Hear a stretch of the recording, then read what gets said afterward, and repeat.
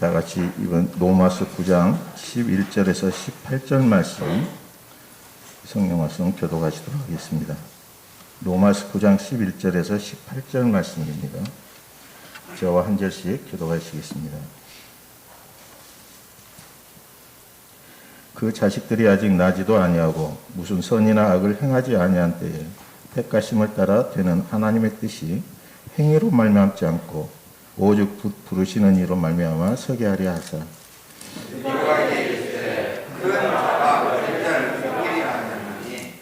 기록된 바 내가 야곱은 사랑하고 에서는 미워하였다 하심과 같으니라. 그런즉 우리가 무슨 말을 하리고 하나님께 불의가 있느냐 그럴 수 없느냐. 모세에게 이르시되 내가 긍휼히 여길 자를 긍휼히 여기고 불쌍히 여길 자를 불쌍히 여기리라 하셨으니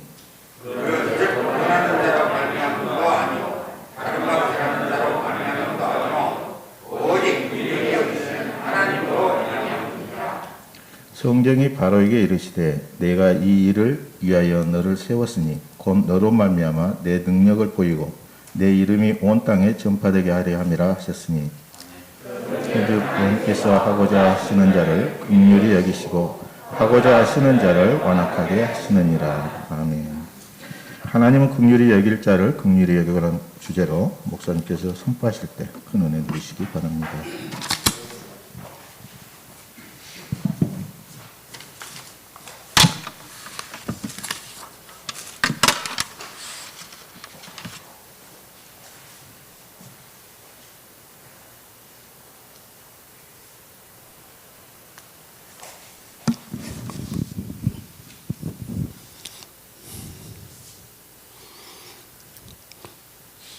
아버지 하나님, 오늘 또 이 순간도 우리를 향하여 복 주시기를 원하시고 우리가 행복한 자를 행복한 자로 살기를 원하시는 아버지 하나님 감사합니다. 아버지 하나님, 이 시간에 하나님을 사모하는 마음으로 갈급한 심령으로 이 자리에 나왔습니다. 또한 원치 않는 일로 슬픔과 좌절에 빠진 마음으로 나왔습니다. 또한 아직도 풀리지 아니한 가정의 문제로 심히 매일매일 고통당하고 기도하는 자가 있습니다. 아버지 하나님, 그들의 마음을 살펴주시옵소서. 또한 불가항력적으로 내가 지금까지 수없이 시도하고 노력하고 눈물 흘렸지만은 아직도 그 좌절의 슬픔 가운데 빠진 자도 있습니다. 아버지, 그들의 마음도 이 시간 성령님 통하여서 아버지 찬양 말씀을 통하여 아버지 성령님 이루하여 주시옵소서. 하나님 힘 주시옵소서. 연약한 자를 불쌍히 여기시고 긍휼히 여기시는 그 아버지 하나님의 마음이 이 시간 말씀을 통하여 선포되질 때 하나님, 하나님께서 주시는 온전한 위로와 감동과 사랑을 고백하는 시간이 될 수 있도록 주여 축복하여 주시옵소서. 예수 그리스도 이름으로 기도드리옵나이다. 아멘. 할렐루야. 할렐루야. 어우, 오늘 한 분이 빠짐없이 다 나오신 것 같아요. 할렐루야, 감사합니다. 저와 제 아내가 생각했던 것을 하나님이 완전히 뒤집어져 버렸어요. 그 말은 무슨 의미할까요? 오늘 여기에 나오신 모든 분들은 하나님의 강권적인 주권의 인도하심으로 나오신 걸 저는 믿고 싶어요. 아멘. 감사합니다. 오래간만에 얼굴 보여주시면 너무 감사해요. 주문하면 무색해할까봐 전화를 못할 것 같더라고요. 근데 한 사람 빠졌어. 승욱이 빠졌어. 마음이 많이 걸려요. 내 말에 좀 상처를 좀 입은 것 같아. 미안해요. 그래서 나는 그 애가 좀 더 성장하고 어린이 됐을 때 제 마음을 이해하리라고 저는 생각이 들어요. 예, 성령님, 우리 승욱의 마음을 이루하여 주시옵소서. 네. 네. 우리 지난주에 바울의 자기 동족을 향한 사랑의 고백을 우리는 들었습니다. 그것도 자기 양심이 증인이고 또 성령님이 내 안에 계시는 성령님이 증인이라고 말씀합니다. 바울이 자기 동족을 향한 그 사랑은 어떻게 보면은 그가 율법 안에서 예수를 만나기 전에는 그런 애잔한 사랑이 없었을 거라 생각이 들어요. 그런데 각 세계를 다니면서 배 타고 다니면서 죽을 고비를 당하면서 가는 곳마다 그들이 구약에 약속하신 에레미야 약속인 그 성령님을 그들 가운데 임하여 그들이 구원받고 행복해하는 그런 모습을 바라볼 때 어찌하여 내 동족은 나를 끊임없이 이렇게 배척하고 예수님을 배척하는가 하는 그런 마음 속에서 이런 애잔한 마음이 생긴 것 같아요. 다시 말씀드려서 그냥 그 안에 말씀을 지키는 자로 있었을 때는 율법을 지키는 자로 있었을 때는 그 안에 지금까지 경험하지 못한 자기 인간의 이성과 자기 한계를 벗어난 그 사랑을 체험해 보지 못했는데 아니죠. 어떻게 보면 자기는 율법의 리더로서의 지도자로서의 강한 민족적인 정신을 가지고 그 어느 누구보다도 율법에 충실했던 자라고도 볼 수도 있어요. 그러나 그 속에 성령님이 그 마음을 180도로 바꿔주시고 인간이 생각할 수 없는 그 하나님의 사랑을 부어주시는 전 우주를 사랑하시는 그 하나님의 사랑을 그 지정이를 그 속에 체험하게 됨으로 말미암아 하나님이 바울의 의식과 영과 혼과 육신의 생각을 완전히 뒤집어 줘서 이렇게 고백한 줄로 믿습니다. 이건 신적인 사랑이죠. 그죠? 왜요? 끊임없이 자기를 죽이려고 하는 사람을 향해서 내가 끊어질지라도 그리스도 사랑에서 끊어질지라도 나는 그들이 구원받기를 원한다는 정말로 겉으로 드러난 것은 애국애족의 자기 애민의 사상을 볼 수가 있지만 민족을 초월한 하나님의 글로벌한 사랑이 십자가의 사랑이 바울 속에 넘쳐나기 때문에 이러한 고백을 썼을 줄로 생각이 들어가요. 오늘 계수가에서 바울은 이렇게 말합니다. 한번 읽어볼까요? 12절. 아니요? 네. 9장 12절. 9장 10절 읽겠습니다. 누구에게 이르시되 큰 자가 어린 자를 섬기게 하셨느니 기록된 바 내가 야곱을 사랑하고 에서는 미워하였다 하신과 같음이라고 말하고 있습니다. 이 말씀은 무슨 뜻일까요? 우리는 13절 말씀은 12절 말씀은 너무 잘 알아요. 창세기를 통해서 너무 많이 들었기 때문에 큰 자는 에서죠. 작은 자는 야곱입니다. 리브가가 태중에 임신했을 때 뭐요?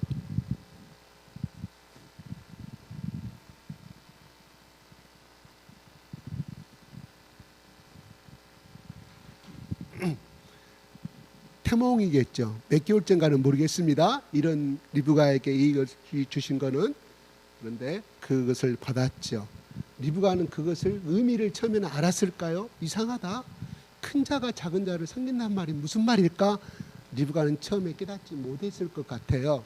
나중에 태어나서 그들이 성장하는 과정 중에서 리브가는 마음속에 계속해서 두 아들의 모습을 쳐다보면서 관찰했을 때 결국은 리브가는 그것을 비록 야곱이 어리고 그냥 치마 속에 사는 연약한 아이지만 하나님이 강하고 사냥을 잘하는 누구든지 인정을 받는 그 당시에 큰 스펙으로 들어가는 자입니다.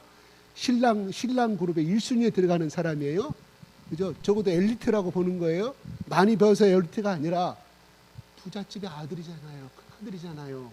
그 당시에도 큰아들은 재산을 몽땅 가져올 수 있는 그런 특권이 있었기에 주위의 동네 모든 처녀를 딸을 갖고 있는 부모들이 에서의 집안의 시집을 며느리로 보낼 수 있었을까요? 선망했을까요? 그렇죠. 선망했겠죠. 성장하면서 동네 아줌마들끼리 리브가를 만나서 아이고 대개 아들하고 우리 며느리하고 우리 딸하고 며느리 삼읍시다. 서로 사돈 많이십시다. 이런 말도 있었을 거예요. 근데 그 성경은 여기에 구원하고 관계가 없기 때문에 다 삭제시켜버리고 기록하지 않았을 뿐이에요. 왜? 성경은 구원에 관계되는 것만 기록하기 때문에. 여러분 한 일생을 살 때 한 인물에 대한 전기를 우리는 많이 보잖아요. 그 사람이 아침에 일어나서 화장실 가고 저쪽 양치질하고 비누칠하고 샴푸를 머리를 감고 이거 안 나오잖아요. 자질구레한 소설에만 나오지. 네, 그렇죠? 왜? 장수를 늘려야 되니까 원고 매수를. 그래야 그 사람 출판사에 넘길 때 원고 매수당 한 주에 얼마씩 더 많이 받을 수 있잖아요. 그래서 성경은 그 다 필요 없어요. 하나하나 기절이 뭐예요? 하나님의 사랑과 인간에 대한 구원과 하나님의 속성을 드러난 그 이의 것은 기록하지 아니합니다. 그래서 제가 이걸 상상력을 발휘해 보는 거예요. 그죠? 주위에 큰 딸이 있었으면 어떻게 될까요? 잘나고 큰 딸이 있으면 아들 가진 집안에서 아이고 대개 따님 보니까 언제든 참신하고 공부도 잘하고 인사도 잘하니 우리 한번 사돈 한번 맺어봅시다. 또 아들 가진 부모에서 그렇잖아요. 예, 그렇습니다. 특히 홍기를 앞에 둔 부모들의 마음은 그렇습니다. 네, 저도 그랬어요. 근데 아들이 장가가고 나니까 내 눈에 안 보이더라고. 여자들이 며느리감들이 안 보여. 저 여자를 봤을 때도 우리 며느리감일까? 저 여자도 하나님 주신 것일까? 저분도 하나님 우리 며느리감 주신 것일까? 아니 진짜요. 이건 자식을 안 가져본 사람은 몰라. 이건 신앙하고 관계없어요. 관계없어요. 제가 그랬잖아요. 신앙도 나이의 연령에 따라 성숙되지는 신앙이 있다고. 그렇게 보이더라고요. 예, 아마 제 말에 이미 시집 딸 본 아들 장가버리고 부모님들은 제 말에 동감을 하게 될 것 같습니다. 네, 길거리 지나가더만 제 아내랑 뭐 저런 여자가 좀 우리 며느리 됐으면 좋겠어. 지나갈 때마다. 지금은 아무리 참신하고 멋진 여자가 지나가도 내 눈에 안 들어와. 그거 참 신기하대요. 그거 참 신기해요. 예, 예. 제 며느리가 잘났단 말이 아니에요. 그게 아니라 결혼 홍기가 끝나버리니까 그게 이제 게임 끝이에요. 나에게는 문제, 나에게는 숙제가 아니었으니까. 네. 예.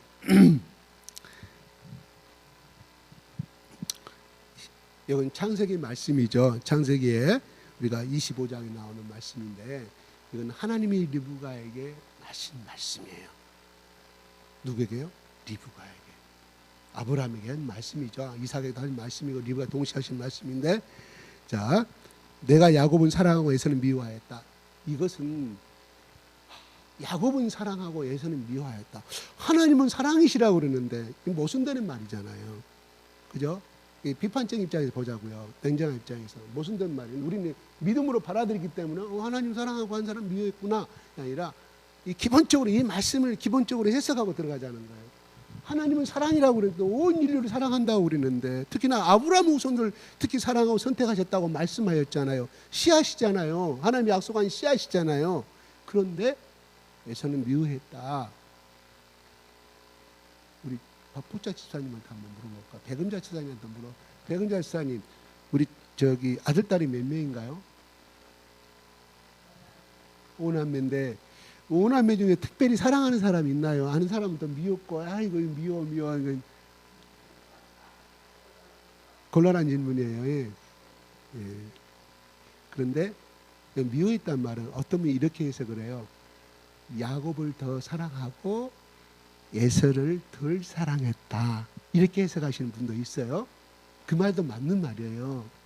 그런데 이것은 뭐냐면 미워했다는 말이 아니라 하나님의 선택에서 야곱을 선택했지 특별하게 에서가 내 감정에 미웠기 때문에 너는 내 호적에 지워버리겠다 이것이 아니라 그냥 하나님이 야곱을 선택한 거예요. 선택받지 못했던 것이 미워함으로 나타난 것이지 우리는 한글로 이렇게 표현된 것이지 그러니까 그거는 유기되었다. 선택되지 아니하였다. 택정함을 받지 아니하였다 이런 뜻이에요. 미워서 쫓아버린 것이 개념이 아닙니다. 그러면 오늘 우리에게 이렇게 볼 수 있어요. 하나님 하나님의 약속에 아브라함의 후손을 통하여서 이루신다고 말씀하셨는데, 그리고 번성케 하신다고 말씀하셨는데, 이왕이면 야곱과 에서를 두 사람을 선택하여서 하나님의 약속의 자녀로 그 피를 하나님만을 섬길 수 있는, 나중에 그렇게 번성시켰으면 하나님의 이 구원의 역사가 쉽게 더 이루어지지 않겠습니까? 오늘날 그때가 전년입니까? 약 3,500년 전 아닙니까? 그러면 예수를 믿는 사람, 하나님만을 섬기는 더 민족이 훨씬 많았을 것인데 왜 하나님이 이렇게 하셨을까요? 제가 여러분의 질문, 이런 말, 이런 질문, 여러분 이런 의심 들어본 적 있어요?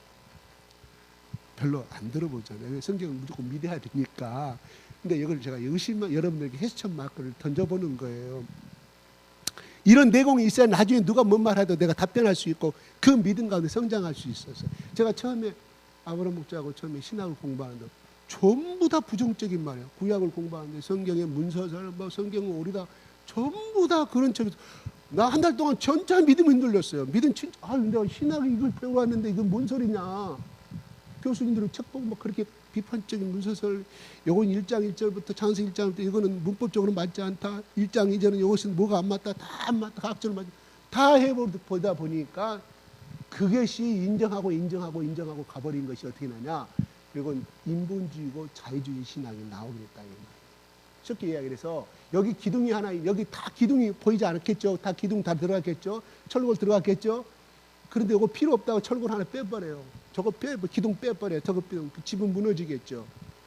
그렇죠. 저기처럼 최근의 사건처럼 예전 성수대교였나요? 그죠? 옛날에 무너졌잖아요. 제대로 설계도를 안 했기 때문에. 그렇죠. 그런데 마찬가지로 어떤 성경의 한 부분을 기절을 빼고 한다고 그러면은 우리는 성경에 있는 모든 기절에 대해서 의심과 속에서 어떤 것은 받아들이고 어떤 것은 안 받아들이는 그런 놀라운 혼란을 비적하는, 이게 머리로만 해석하는 성경이라 이 말입니다.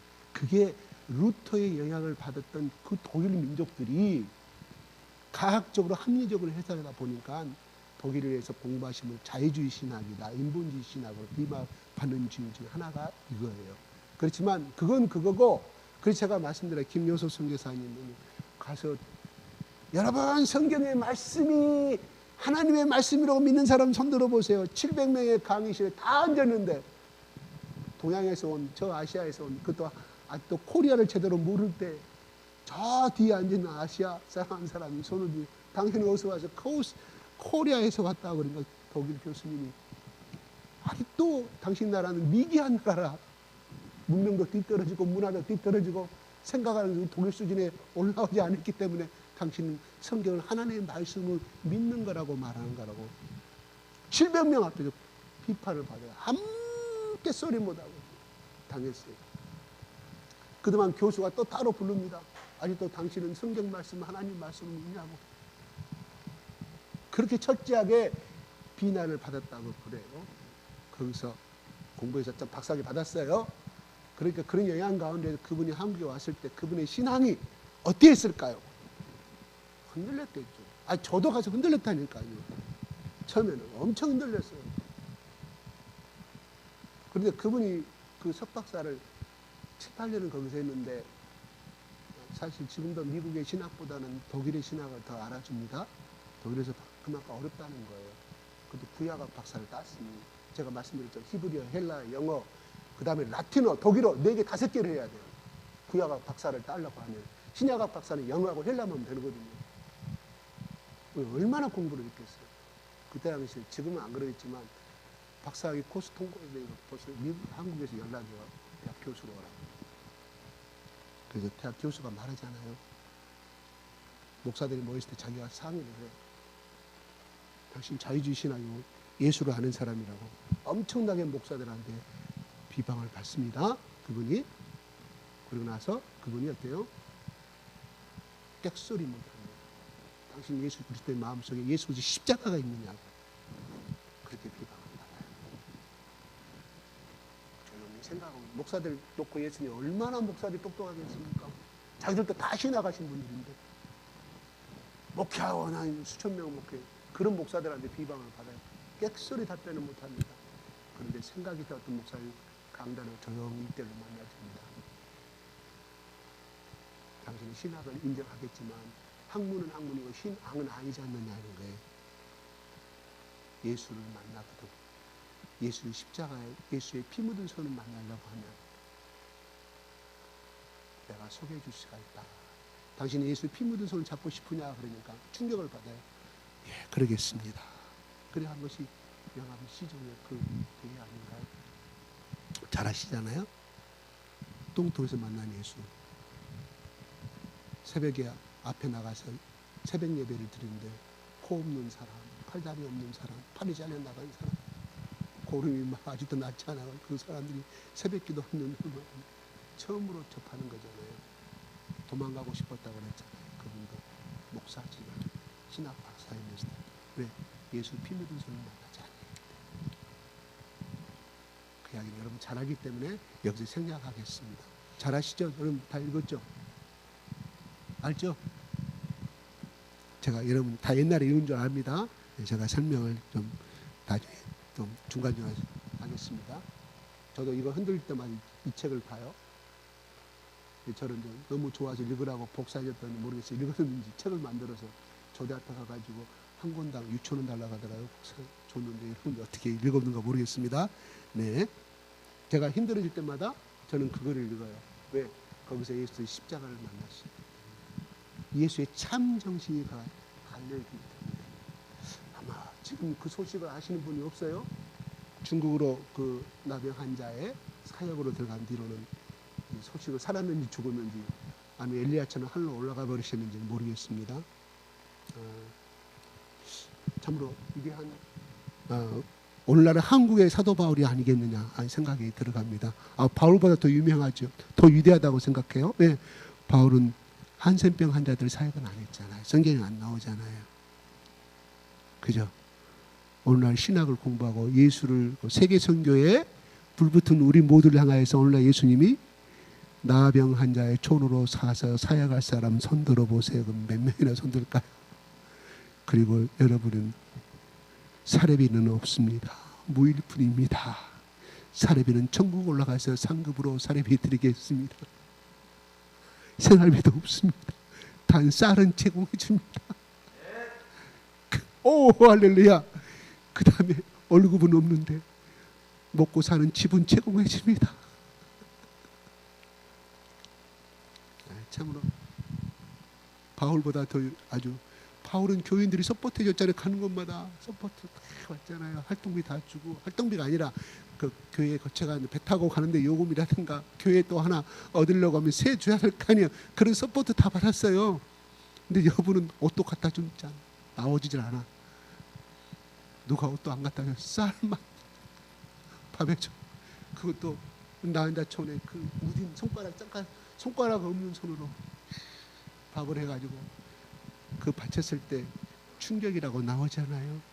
그러다가 나중에 그분이 예수를 만나요. 그들을 통하여서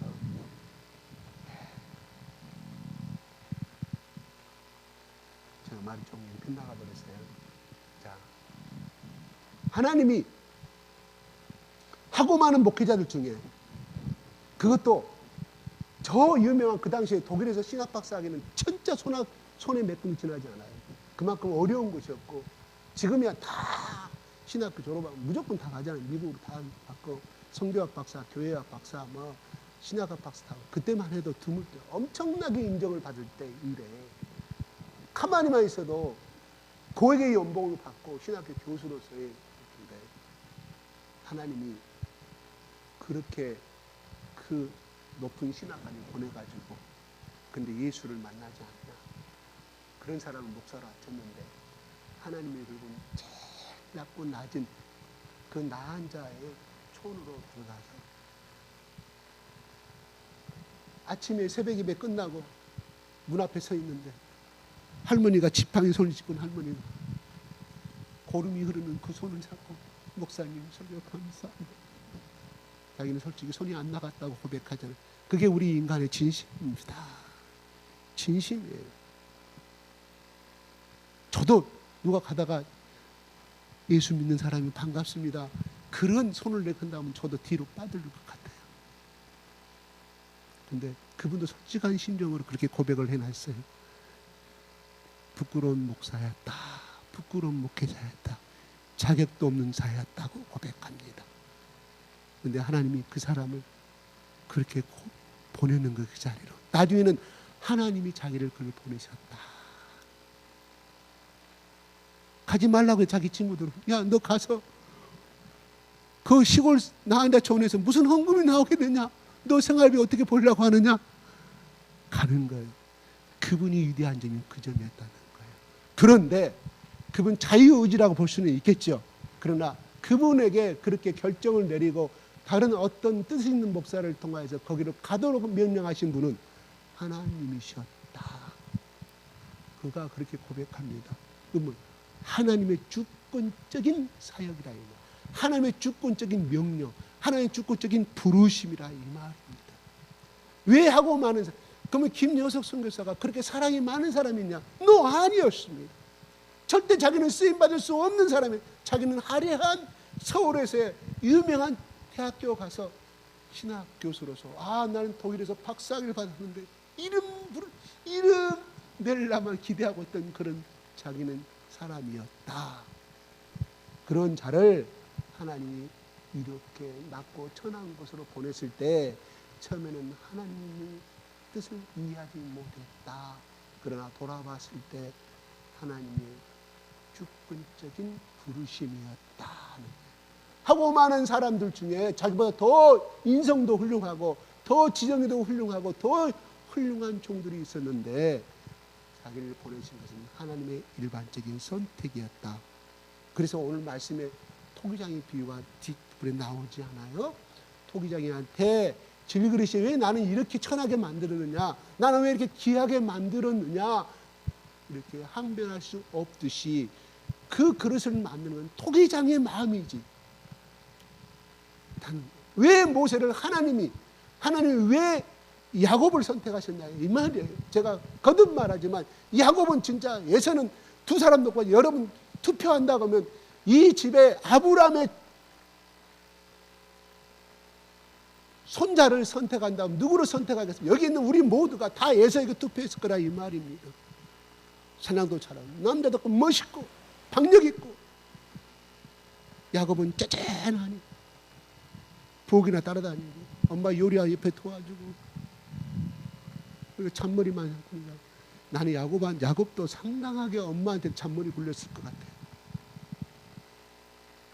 엄마 애서 시켰나 못해 자기가 일하기 싫으니까 그런 자였다 이 말이에요.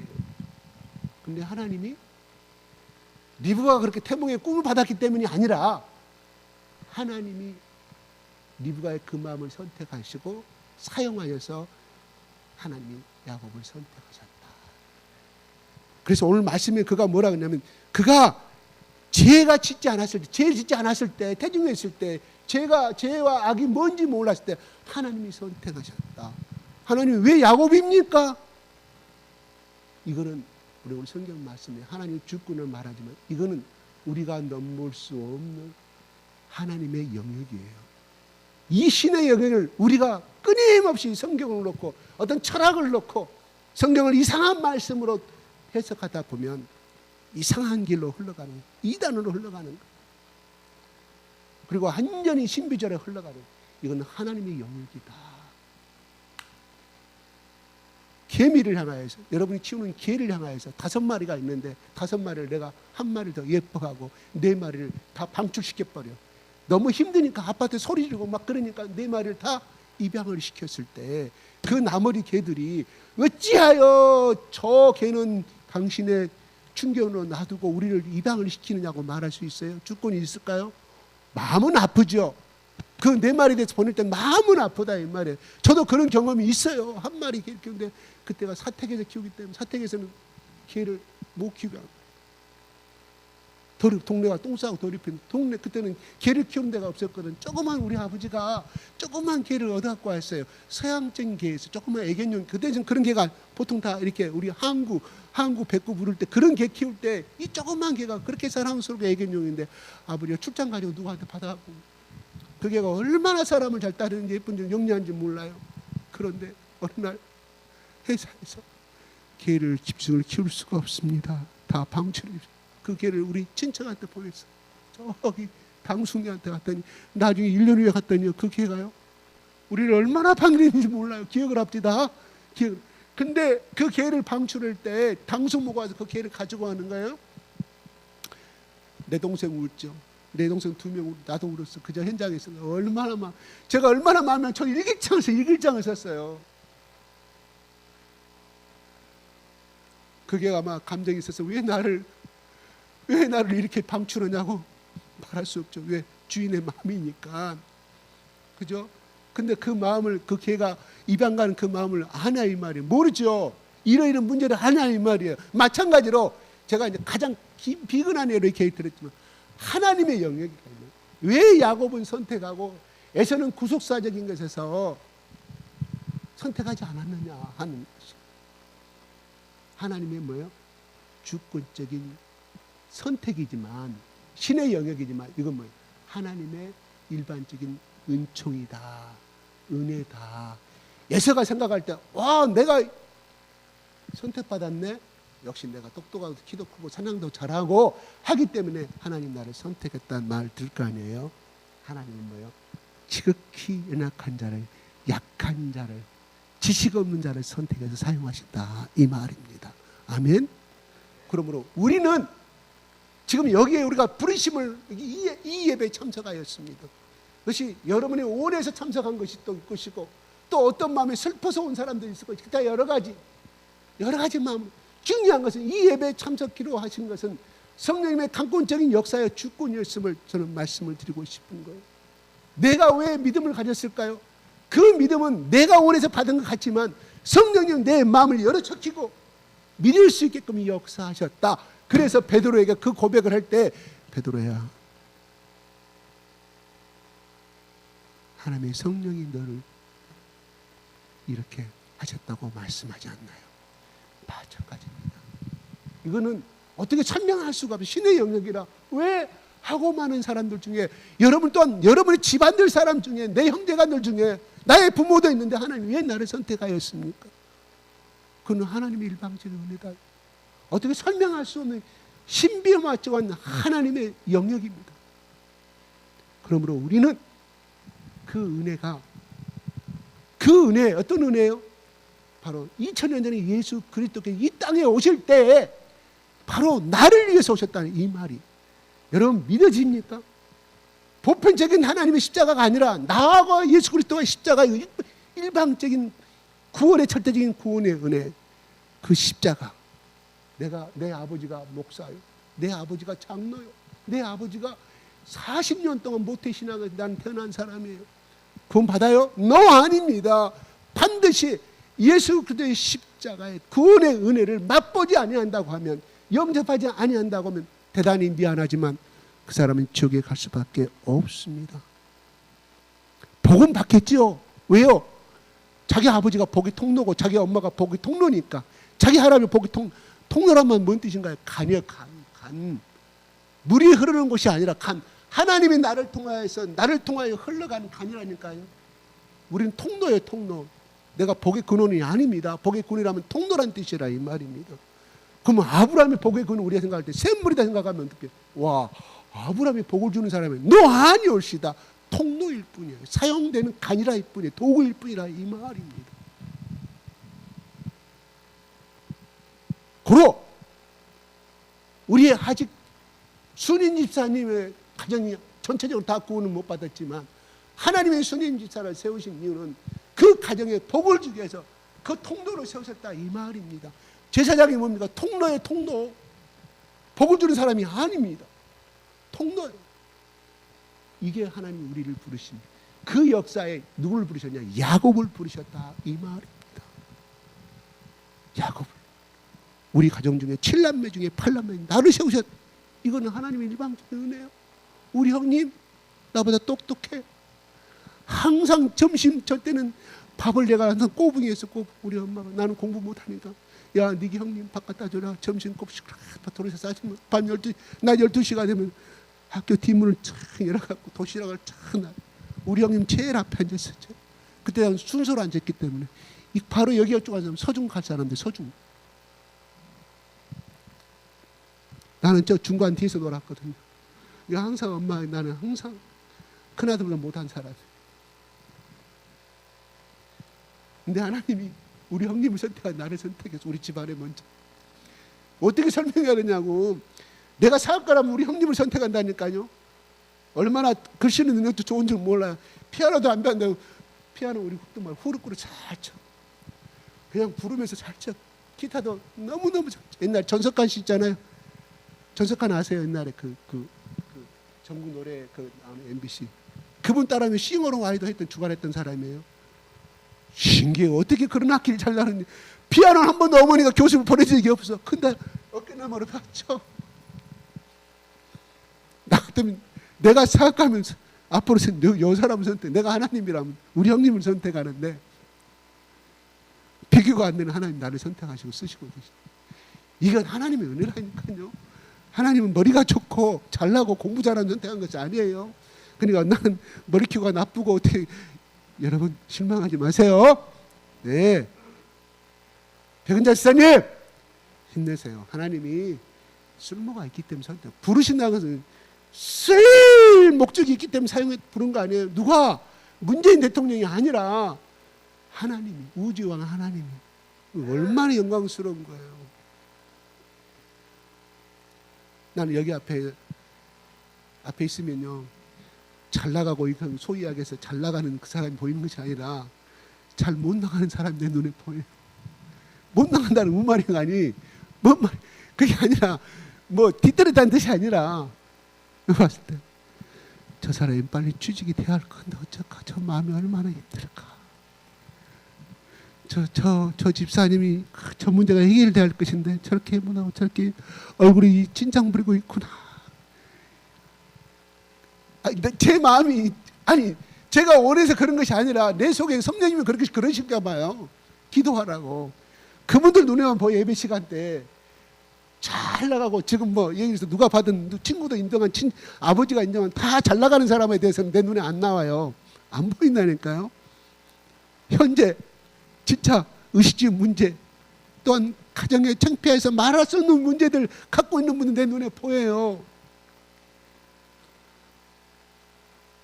예배 끝나면 저 아내한테 집에 가서 여보 오늘 말씀 전할 때 내가 마음이 아파서 힘들어. 저는 그렇게 사랑이 많은 사람이 아닌데 성령님이 그렇게 하시는 것 같아요. 몰라요? 저기 예를 들어서 저기 주영이가 보여. 예를 들어서 주영이가 앞으로 이제 클 사람들 우리 승현이도 있고 뭐 주창이도 있고 우리 저기 누구예요? 얘들 저희들이 앞으로 공부도 잘해야 될 것이고 공부 스트레스도 안 받아야 할 것인데 앞으로 고생할 날이 내 눈에 보여요. 그죠? 예를 든다면 그렇다는 거예요.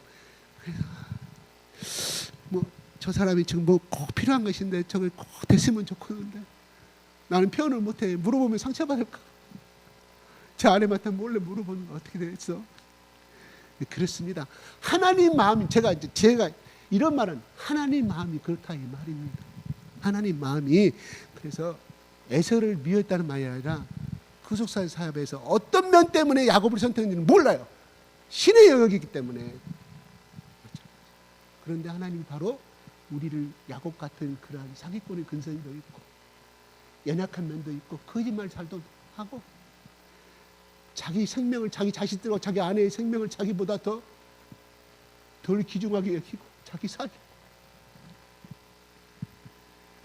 그런 우리도 야곱 같은 똑같은 존재인데 하나님이 우리를 부르셨다는 것은 콜링, 소명하셨다는 것은 그저 잘 살고 복덕해서 그냥 살아란 말이 아니에요.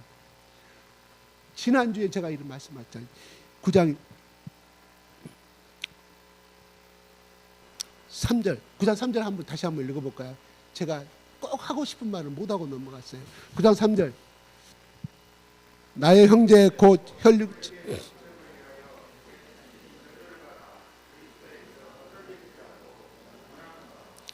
여러분 이 저주 제가 설명을 했어요. 이 저주는 뭐예요? 불행하게 될지라도 다시 말해서 목숨을 잃을지라도 어쩌면 그 사람이 행복해하고 나는 그냥 저 자들의 낭떠러지 떨어질지라 이렇게 다 해석도 돼요. 그런데 진짜의 의미는 우리가 이사야서 53장으로 가야 돼요. 그런 질거리고 저주를 받아 우리의 모든 죄를 담당하고, 이 언어의 의미가 바로 그거예요. 예수 그리스도가 이 땅에 오셨을 때 인간의 몸으로 왔습니다. 창조주이신 예수 그리스도가 인간의 몸 뭐예요? 제약된 몸이잖아요.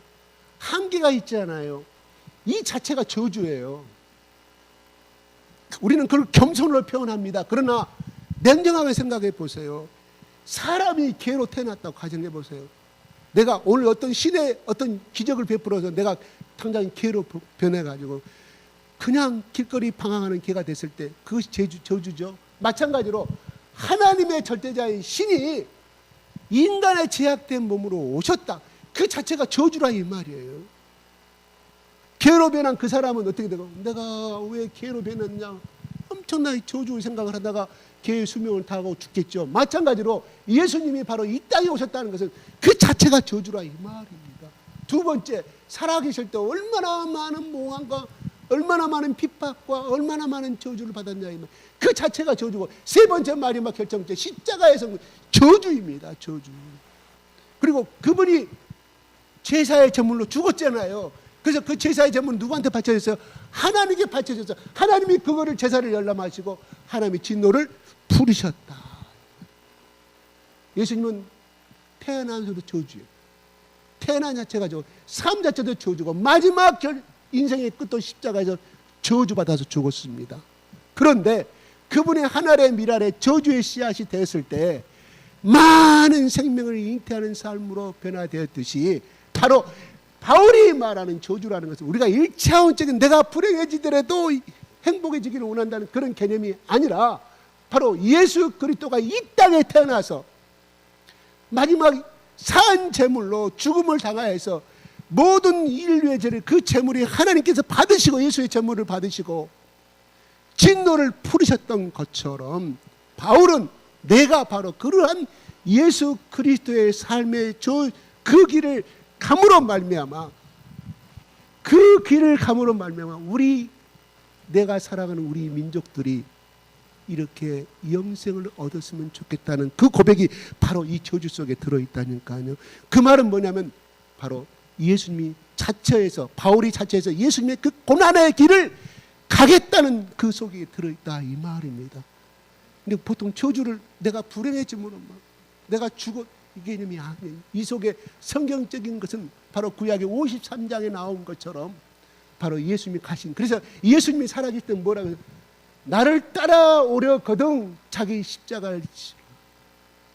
두 번째, 나보다 내 부모를 사랑하고 재물을 사랑하고 제자를 사랑하는 합당한 자가 아니라고 말씀하셨던 것처럼, 바울은 내가 한 집안의 장남이고 내가 한 인생으로서의 그 삶을 모두 다 포기하고 예수님이 가렸던 그 길을 십자가의 희생의 제물로, 자가 이 복음을 증거가 도래 말하 십자가 희생의 제물로 죽는다 할지라도, 바로 내가 하나 죽음으로 인하여 내 동족들이 다 복음으로 구원을 받는다고 하면 나는 기꺼이 그 길을 선택하겠다는 각오를 말씀해 주고 있다 이 말입니다.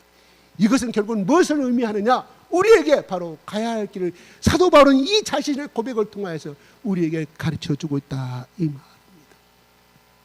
우리는 여기서 애국애족의 바울의 정신을 갖고 우리는 보지만, 바울 속에 이걸 고백할 수 있었던 것은 바로 예수 그리스도의 십자가의 그 정신과 혼이 바울 속에 담겨져 있었다.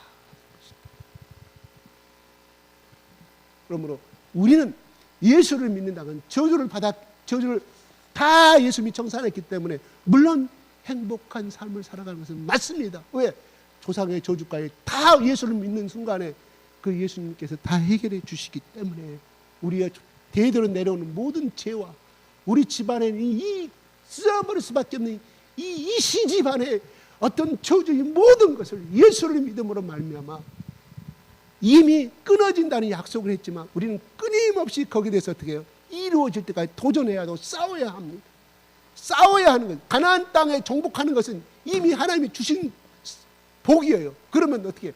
싸워야 하는 건 누가 싸워? 이스라엘 백성들이 싸워야 한다. 그런데 싸울 때 자기들 힘만으로 싸우는 것이 아니라 예수 하나님께서 방패가 되어주시고 너희와 함께 하시는 말미암아 여호수아야 절망하지 마라. 그래서 그리스도의 사람들은 이미 승리를 손에 쥐고 가는 거예요. 그래서 바울은 믿음은 보이지 않는 것이 실상이다. 지금 이루어지지 않았지만 이미 이루어진 것처럼 손에 잡고 달려가는 신앙. 바울이 그가 하나님이 면류관을 그걸 봤을까요? 못 봤지요. 그러나 바울 속에는 하나님이 성령에 주신 일방적인 그 은혜, 바로 면류관 예비되었다는 그 믿음을 주셨기에 그 바울은 그걸 잡고 달려갈 수가 있었다 하는 겁니다. 예수 믿는다는 것은요, 예수 크리스찬이라는 것은요, 그리스도의 삶을 따라가는 사람이 크리스찬의 의미예요. 초대교회가 그랬잖아, 크리스찬은. 그래서 그를 비로소 그리스도인이라 불렸다, 크리스찬으로 불렸다. 그 말은 바로 그리스도의 삶을 따라가는 자다 이 말입니다. 아멘. 예수 믿으면 자녀도 잘 되고요, 복을 받고요. 저기 당신네 동네 사는 당신 학교 동창회 있잖아, 거기 김 누구 있잖아.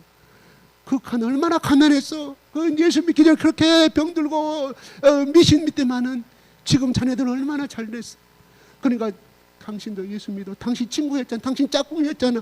그래요, 복음 전하면 어쩔 수가 없어. 이렇게 전해야 돼. 그러나 처음부터 그 사람한테 우리는 그리스도의 삶을 사는 사람이 고난의 십자가를 가야 되니까 예수 믿으라고 하면 사람이 없어. 그렇잖아요.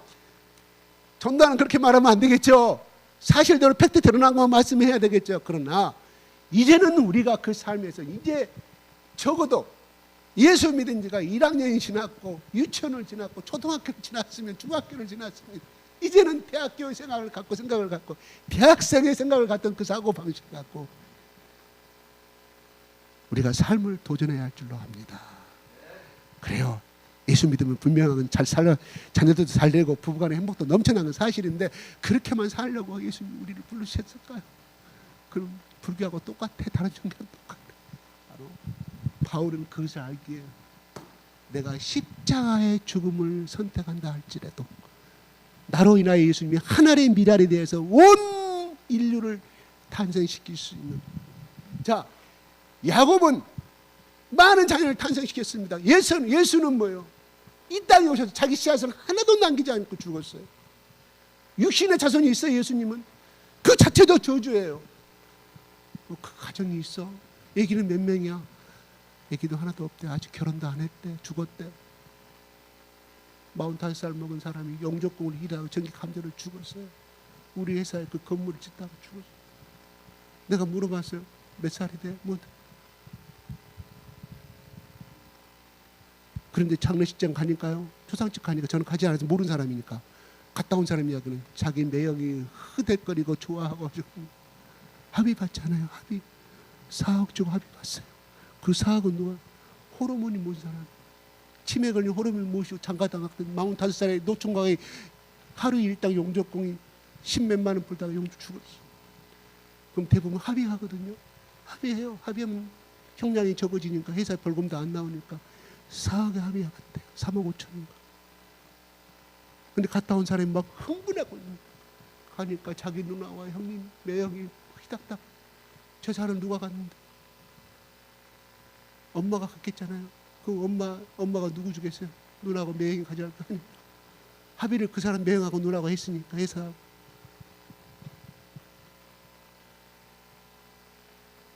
동생이 생명이 몇 값이잖아요.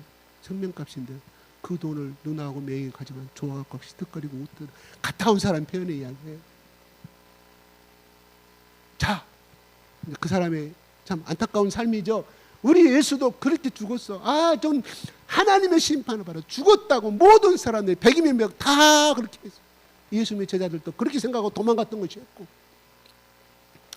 그렇게 저주받아 삶인데 하나님은 육신의 자녀는 예수 그리스도를 남기지 않았지만 예수 그리스도의 그 삶이 십자가의 죽음을 통한 그 삶을 얼마나 2000년 동안에 얼마나 많은 영적인 자녀를 이루셨는가를 바로 그 십자가의 비밀 속에 담겨져 있다 이 말입니다. 왜 예수를 그렇게 보냈을까요? 왜 그렇게 죽게 했을까요? 이건 하나님의 주권적인 신의 영역이라니까요. 그 헤아리려면 우리는 할 수가 없어요. 천국 가서 물어보셨대. 걔한테 아무리 설명해봐 너를 왜 입양 보내는지 아무리 생각해봐. 걔는 자기 이뻐 앉아 꼬리만 살랑살랑한데 가기 싫으니까 막 버티는, 가기 싫으니까. 우리도 그렇지 않습니까? 우리가 불행이 오면 막 이 슬픔에서 벗어나려고, 이 저주에서 벗어나려고 노력하지 않습니까? 거기에 주인의 뜻을 해야 할까요? 그때 다 우리는 하나님을 찾아요. 그것이 또 하나님 우리를 부르시는 방법 중에 하나겠죠. 그러니까 매 맞기 전에 우리는 끊임없이 무릎 꿇은 사람이 매를 덜 맞고 살아가는 것이에요. 그렇습니다. 그래서 오늘 하나님이, 제가 오늘 성경 말씀 다 해석 못 해버렸는데 12시 다 갑니다.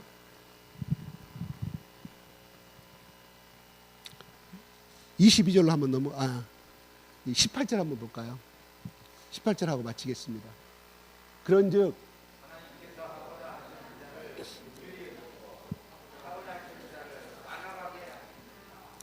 자, 여기서 예를 들겠습니다.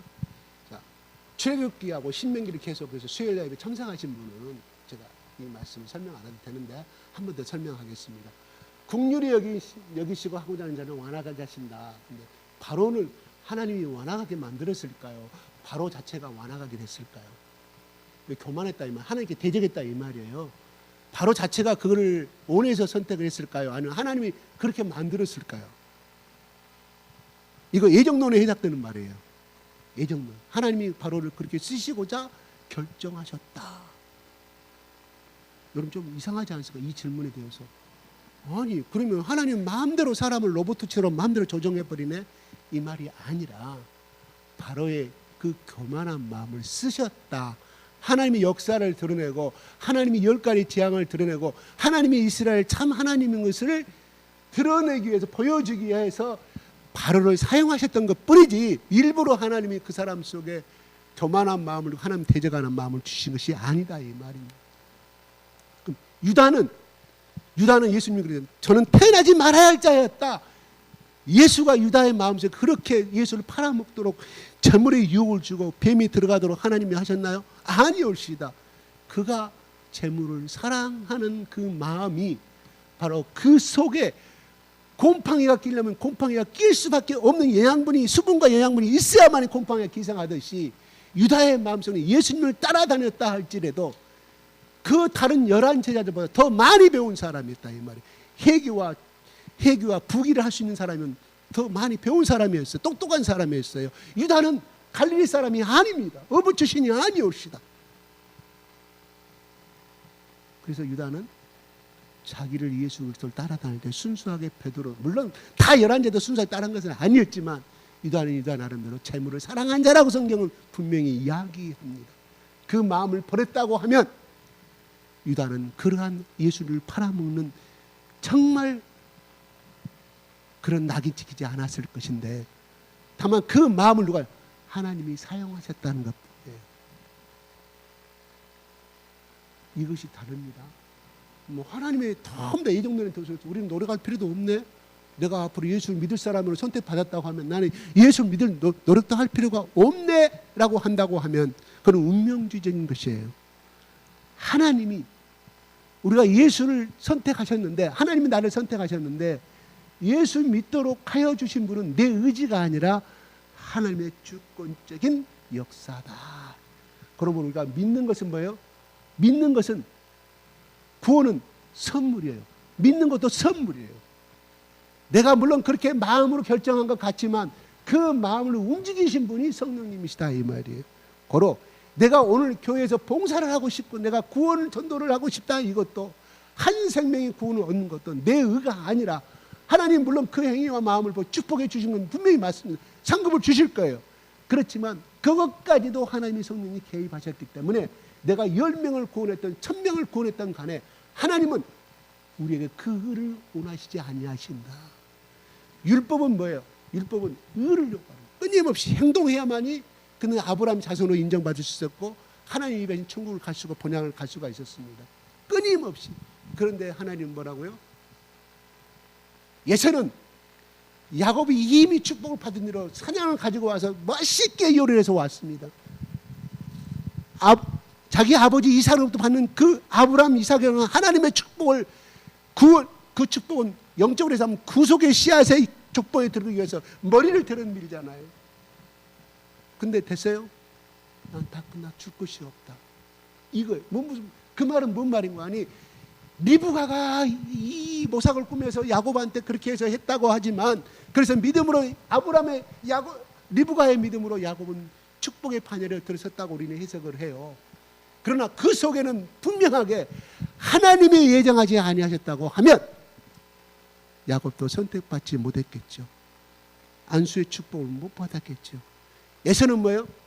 자기 의로 아버지, 내가 이렇게 제일 맛있는 아버지가 좋아하는, 이삭이 좋아하는 그 고기가 있었을 거 아니에요. 제일 맛있는 고기를 잡아가지고 싱싱하게 잡아가지고 요리를 쫙 해서 아버지 돌아가시 전에 이제 아브라함부터 내려오는 하나님, 그 약속하신 그 여호와 하나님의 이 구원의 축복의 반열에 나를 집어넣어 주신 머리 들었을 때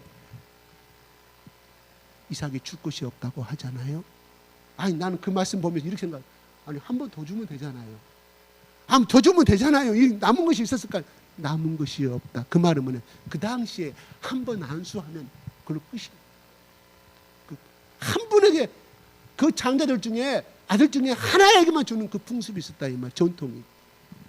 그러니까 에서는 뭐예요? 나는 죽을 것 같아. 근데 그걸로 끝나요. 이건 무엇을 의미하느냐? 하나님이 정하지 아니하신 것을 내가 원하고 끝까지 도전하였을 때 그것은 아니라는 거예요. 이 구원의 축복도 하나님이 정하신 것이지, 하나님 일방적인 주권적인 은혜고 구원이지 될 수가 없다는 말을 오늘 바울은 리브가의 에서와 쌍태를 통하여 비교를 하면서 그 말씀을 하자는 거예요. 바울은 그렇습니다. 그리고 우리가 생각해야 할 바는 뭐냐? 오늘 이 시간에 여러분 여기 와 있는 것도 하나님의 일방적인 축복인 줄로 믿으시기 바랍니다. 그냥 와 있는 것이 아니에요. 그러니 우리는 오늘 이 시간에 참석하지 아니한 다른 나라를 갖다가 디센다는 뜻이 아니라, 우리가 매일 하나님의 부르심으로 네가 주일날 교회에 와서 예배를 드리고 산제사를 드리고 예배 드릴 수 있는 그 자체는 하나님의 신의 영역이면서도 하나님의 일방적인 우리에게 소명이고 축복이다. 그러면 이 은혜와 이 구원의 축복을 살아갈 때에 하나님은 결국은 우리를 아브라함을 통해서 복의 통로로 사용했던 것처럼 바로 예수 그리스도의 십자가의 보혈의 피를 통한 우리 구원의 축복의 은혜가 하나님은 우리를 통하여 다른 사람의 삶의 현장에서 그 축복의 통로가 흘러가기를 원하신다. 그 축복의 통로를 사용하기를 원하신다. 그 가장 사람이 누구예요? 우리 가족이에요. 친구 좋아하네. 웃기지 마세요. 여러분 쫄딱하게 친구한테 손 한번 벌려보세요. 한 번은 밥 한 번 사주고 돈 꿔주겠죠. 그 뒤로 전화하면 전화 안 받아요. 이게 친구예요. 그러나 그래도 어찌하여 그렇게 됐느냐고 감사주고 알는 사람 우리 엄마예요. 우리 아버지예요.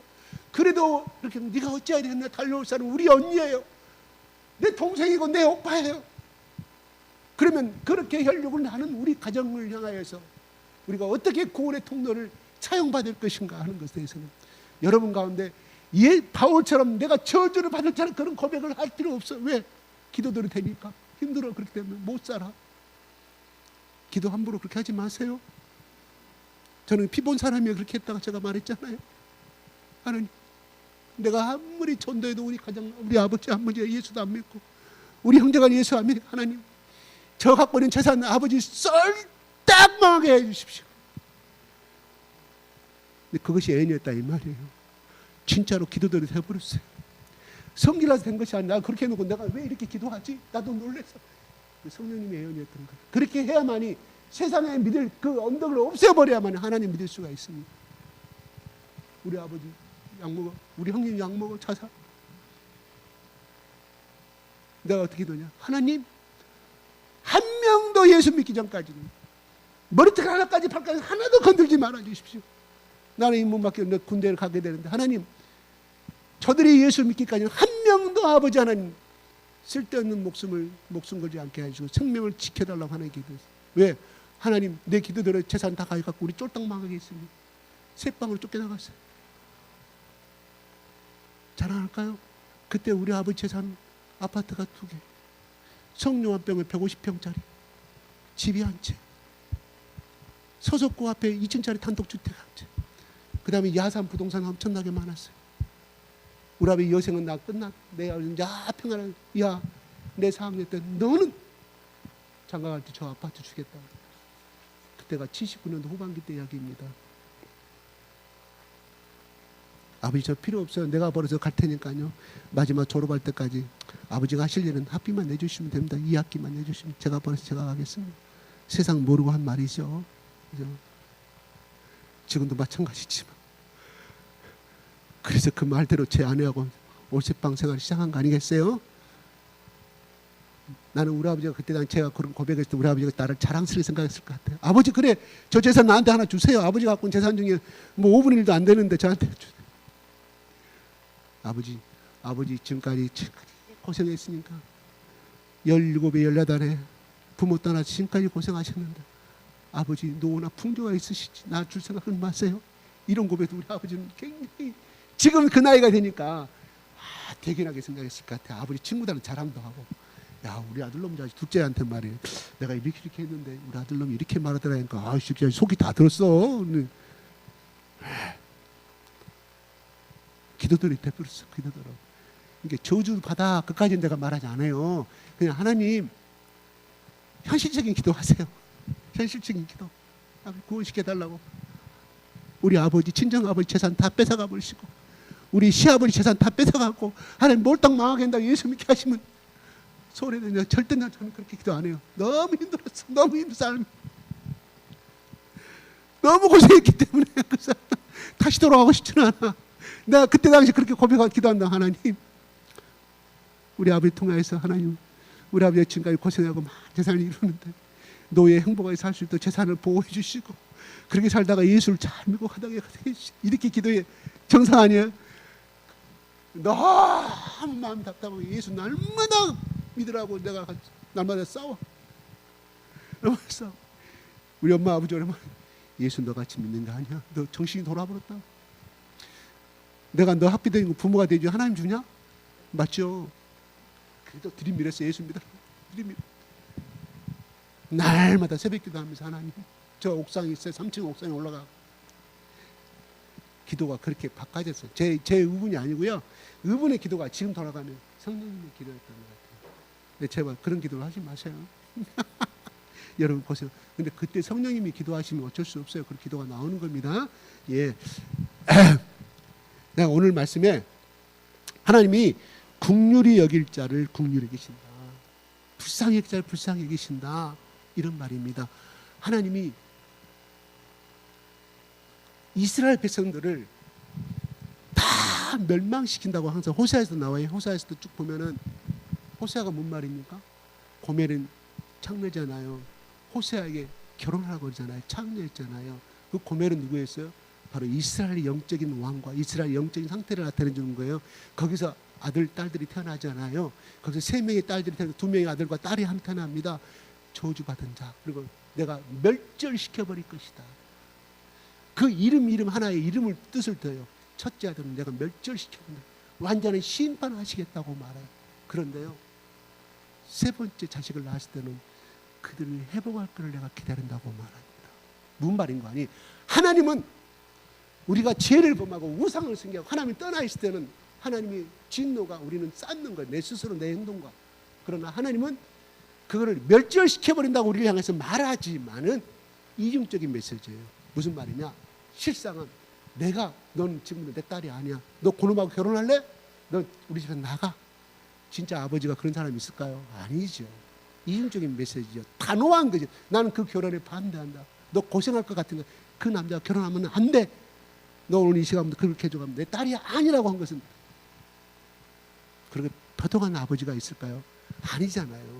내가 너를 사랑한다 그만큼 그러니까 그 생각을 다시 한번 접어라 하는 말인 것처럼 하나님이 너를 멸절해 버리겠다 이스라엘 백성들을 하였지만은 결국 무엇을냐? 회개와 돌아왔을 때 하나님은 반드시 구원의 기회를 주셨다. 이게 창세기부터 지금까지 내려오는 하나님의 속성이에요.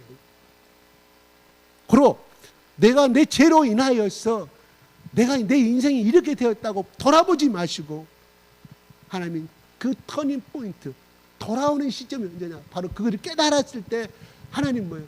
다시 구원의 축복을 주고 나 너의 방패가 되겠다고 말씀을. 무슨 말이에요? 네가 나에게 돌아오면 네가 잃었던 그 모든 것을 내가 책임지고 회복시켜 주시겠다.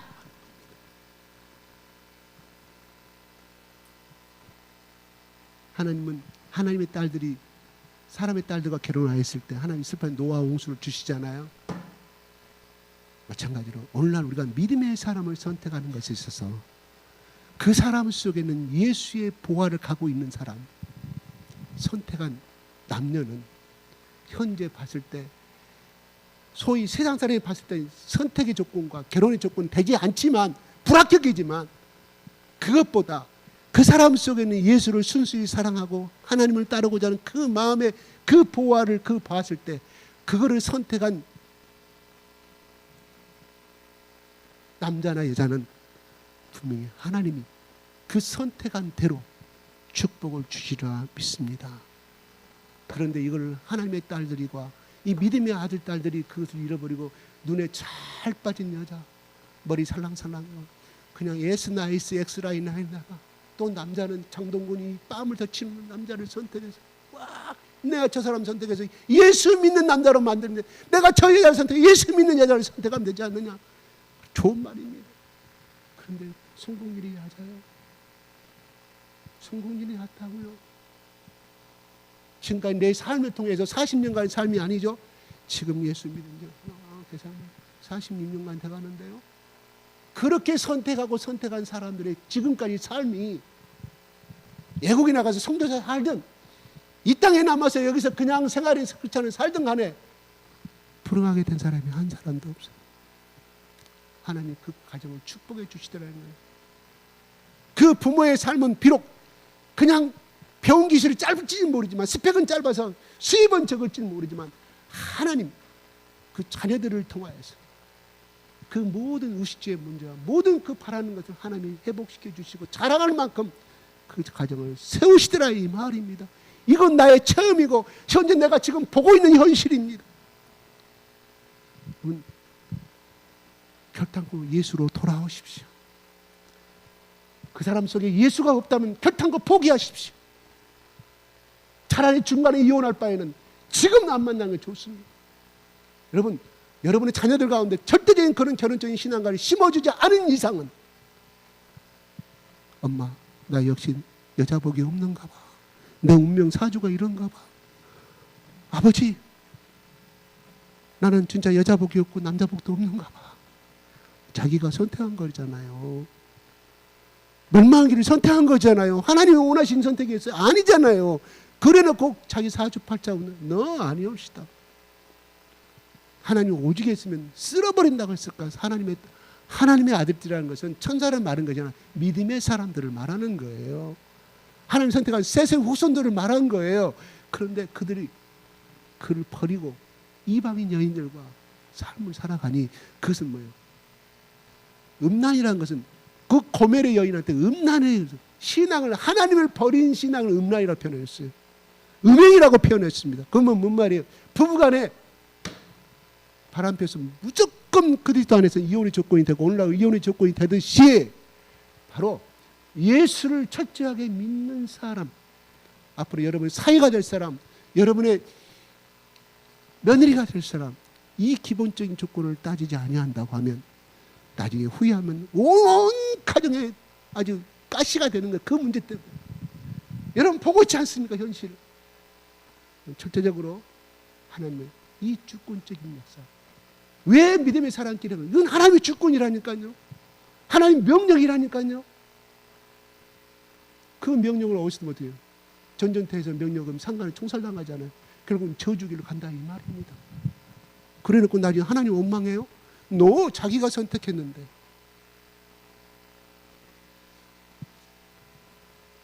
직업 선택 좋죠. 이왕에 믿음 좋고 직업 좋고 이것보다는 예수 그리스도의 가치관을 제대로 형성하고 제대로 그 길을 가고 있는 남자냐 그 길을 가고 있는 며느리냐 이거 선택. 성공의 비결을 가르쳐주는 낚시를 낚는 비결을 가르쳐주는 재산은요 금방 나가버리잖아요. 아버지한테 우리 형님, 아버지 나 직장생활 하기 싫으니까 아버지 나 사업체 차려주면 잘 할 수 있어요. 내 친구도 금남로에서 잘하고 있는데 막대한 돈을 아버지가 다 줬어요. 고관에서를 빨리 줬죠. 아버지 재산한테 받은 자기가 번 돈이 아니기 때문에 저 형님 여기 들으면 기분 나쁠지 모르겠는데 괜찮습니다. 그냥 팩트니까. 그냥 문 밑에 있습니다. 막 쓰는.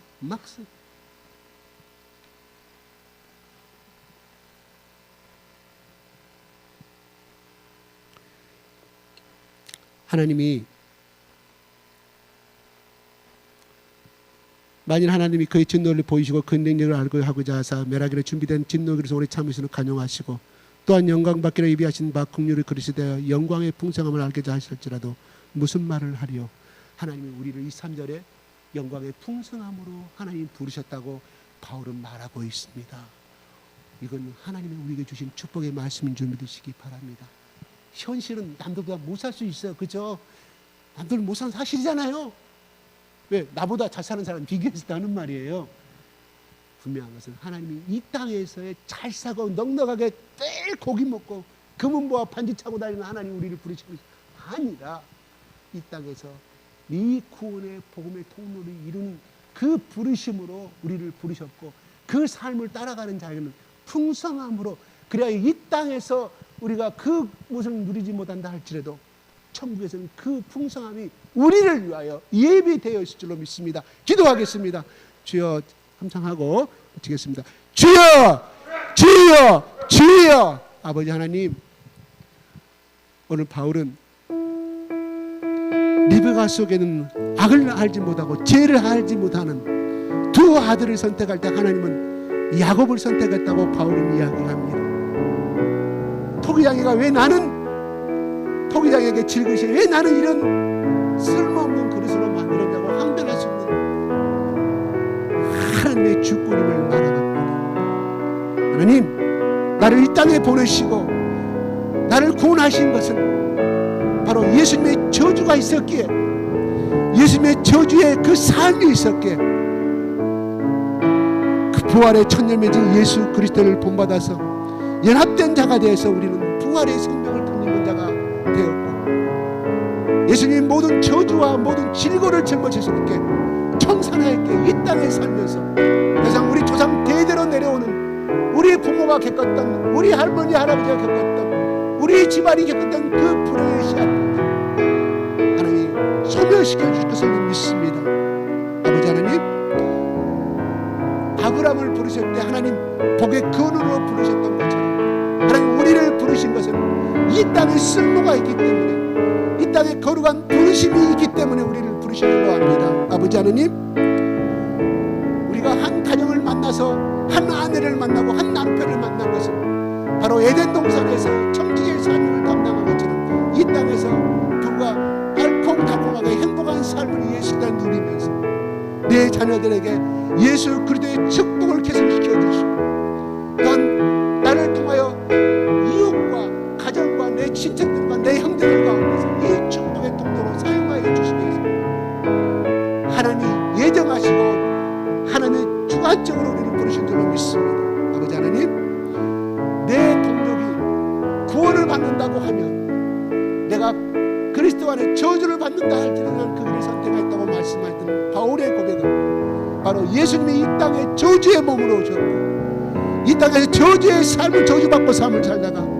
십자가에서 저주받은 삶으로 그 형틀에서 죽으심을 당하였지만 이 땅에 그가 남긴 육신의 자녀는 없었지만 2000년의 세월 가운데 예수님의 자녀들이 수없이 많은 사람들이 이 땅의 삶을 살다가 예수 그리스도를 만나서 하나님의 영적인 양자가 되고 양녀가 되어서 지금은 하늘나라의 그 천국에서 영원한 생명과 풍성한 삶을 누리고 많은 자녀를 잉태되는 그 예수님의 삶을 본받아 나도 그렇게 되겠다고 하는 바울의 그 삶의 고백이 우리의 삶의 고백이 되게 하여 주시고 이 땅의 매 순간 삶이 되게 하여 축복하여 주시옵소서. 하나님, 오늘 이 자리에 참석한 한 사람 한 사람 그동안 보지 못한 또한 집사님들 또한 영혼들 보내주신 하나님 감사합니다. 하나님, 오늘의 이 말씀들이 내가 전하지 못하고 다 깨달아 알지 못하여서 전하였습니다. 하나님, 다시는 이 말씀을 보는 걸 생각나게 하여 주시고, 하나님, 저들의 말씀을 들을 말씀을 들을 수 있는 귀를 열어주시고, 말씀을 받아들일 수 있는 영접할 수 있는 마음의 밭을 열어주시사, 하나님 성령님이 일방적으로 역사하여 주시사, 오늘의 이 말씀 하나하나 기절들이 또한 일주일간의 삶을 살아가고 또 남은 새의 삶을 살아가는 귀중한 온동력의 말씀이 되게 하여 주시고, 하나님 이 말씀들을 지켜 행할 수 없는 나간 자임을 하나님은 아시지 않습니까? 우리에게 여호수아에게 말씀, 내가 너와 함께한다. 내가 너를 도와줄 것이다. 너는 내 방패여 난 너의 상급이라고 말씀하였던 것처럼, 아버지 새롭게 오늘 일주가 시작되는 이 주일날에 아버지 이 말씀으로 무장하여서 아버지 새로운 삶에 도전하고 승리의 계가를 그리고, 하나님 나마다 예수 그때에 주시는 풍성한 은혜의 삶 가운데서 하나님께서 우리를 부르신 것은 그 영광의 풍성함을 알게 하고자 국률의 그릇으로 우리를 삼으신 우리 하나님의 말씀을 다시 한번 의미하면서, 하나님 우리에게 그 길로 갈 수 있는 축복의 삶으로 인도하여 주시옵소서. 단 우리 자녀들에게 아버지 하는 앞으로 맞이할 배우자들 향하여서 아버지 철저히 예수 그리스도의 결혼의 가치관을 쉽게 하여 주시옵소서. 하나님, 그가 아무리 훌륭한 스펙을 가졌다 할지라도, 아무리 훌륭한 딸이라 할지라도, 아무리 세상적으로 누구든지 볼 수 있는 스펙을 가졌다는 남자일지 할지라도 예수 그리스도의 철저한 간식관을 가지고 하나님 내 배우자를 선택하는 그 믿음의 결혼관을 우리 자녀들에게 끊임없이 심어줄 수 있는 부모가 될 수 있도록 축복하여 주시옵소서. 모든 것을 감사하며 우리 주 예수 그리스도 이름으로 기도드리옵나이다. 아멘.